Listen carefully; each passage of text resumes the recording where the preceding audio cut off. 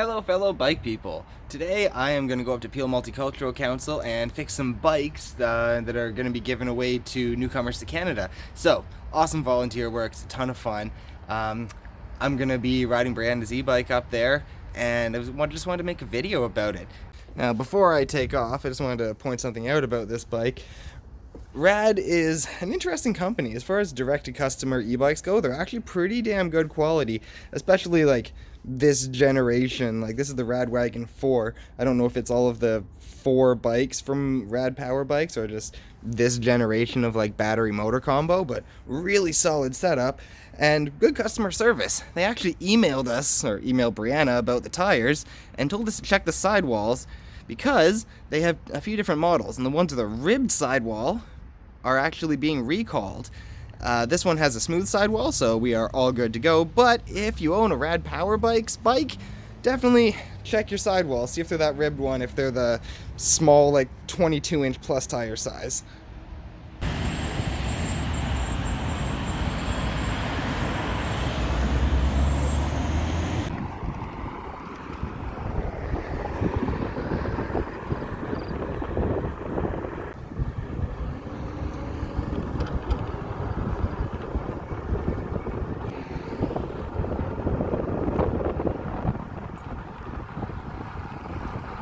Just around the corner, and yeah, I'm still pretty early. These things are crazy fast. I hear people complaining that bikes like this don't have enough power, and like, I think that might be because they're expecting a full-on electric motorcycle instead of an electric bike. This thing is tons of power. Combine that with the gears, and it's basically going 30 plus pretty much everywhere. And something I've learned recently about these bikes is you can actually mess with the systems as long as you find like the internal menu. You can actually up the top speed. So this one started as technically a class 1 with a throttle, I believe. That might make it a class 2 e-bike, but either way, it was still limited to 32. We've kind of messed with it, so now it goes up to 40. I think that might make it a class 3, but hey, that's a ton of fun. And when it's really loaded up, like when we've got passengers on here, that really just means you don't hit that kind of speed limiter and get that heavy feeling. So it makes the ride easier. So while I'm just hanging out, because I still got like 20 minutes till we start, I'm going to give you a little book report on the book I've been reading. So if you're into Star Wars or any kind of like sci-fi, like futuristic fiction, you might want to give Warhammer 40,000 a sample in terms of like the books. Because, yeah, the game is unreasonably expensive and hard to get into. The books, that's quite a setting. They use the term grimdark to describe it. And, yeah, everything is very dark, very intense. So if you want, like, a whoa factor compared to, Star Wars, the other one I'm into, yeah, 40K is awesome. But this book specifically, Death of Antagonists. So these guys here, those are Space Marines. This guy is from a smaller chapter called the Black Dragons, and they are so called because their genetic enhancements have a flaw that essentially makes them have scaly skin and like horny growths that are like spines and blades coming out, like claws and whatever. But either way, they're magic space future dragons. It's pretty intense. And essentially the Empire and the Inquisition, the Spanish Inquisition, thinks that they're heretics because of the way they look. And yeah, at the point I'm at in the book, basically a bunch of these guys just deployed for a mission with an Inquisitor who is basically like trying to establish that they're heretics.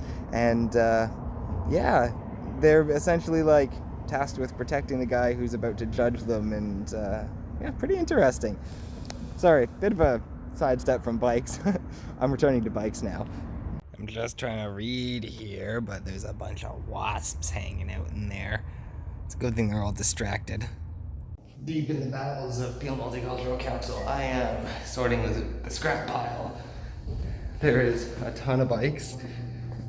Some of them are going to be saved, some of them are just not worth it. Those ones in there, that is the scrap pile. And yeah, there's a few parts we might grab off them, but not that much. These are a few that we are going to be fixing up. Nice little Norco kitty bike here, that's pretty cool. And this is our project pile. Pretty intense, huh? So Mississauga Cycles gets a lot of these from the Battleford Recycling Center. They're bikes that would otherwise literally just go to a landfill, and that's not cool, because how many of these are perfectly fixable. I'd say 75% of them. And yeah, just in terms of being environmentally friendly, cost friendly, like these need to go to a good home. It's totally wrong for these to get scrapped. They're too good. This could be used for the front brake. It's intact completely. So as I stand here, Kirk and Raoul are taking some parts off this nice old Raleigh. It's a great frame. Unfortunately, it's got one of those removable dropouts and we don't have a replacement. So it's donating some nice parts for some of these. Me, I'm working on this Infinity. These are cool. These are from Costco. And as far as department store bikes go, they're not the worst. Obviously, it's not a high performance bike, but they're pretty solid.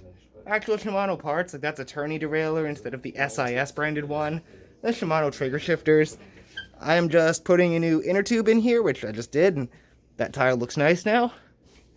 Then I'm gonna adjust the gears, clean it up, move the chain, tighten the brakes, and it's good to go. This one's kind of interesting. Really basic kids 24-inch bike, but it looks cool, so I'm fixing it up. This one, I was thinking that too. that's it, like really basic, but hey, it does look cool. It had grip shifters that were totally seized up, so we harvest these combo shifters off another bike. I'm putting some fresh cables in them, and yeah, that's gonna be good to go. Give me a second here. There we go. It's a quick little like 5 minutes once you have everything off. Just fire it all together, make sure the cables are all routed nice and clean. Okay, you know what? Pop it up. Then I'm gonna tighten it all in, change the rear inner tube, and this one will be good to go. Awesome! So there it is, all finished. Ended up putting a different tire because the other one had some like cracks in the side. But yeah, that's for like a youth 24-inch. That's a cool looking bike. This is also our collection of prepared bikes. There's a lot. I think there's almost like 30 bikes in here all ready to go. And there's some real gems in there. Like, let's see. At the back there's GT BMX and a Hutch BMX, both of which are pretty solid.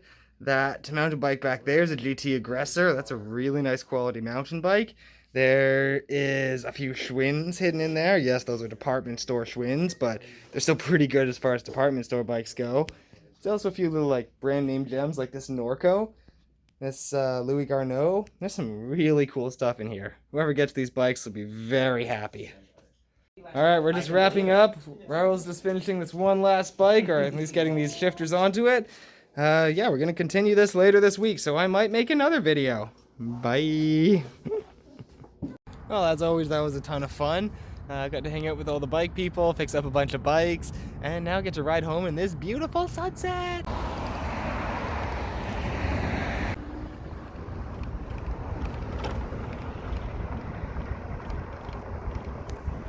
Angry days.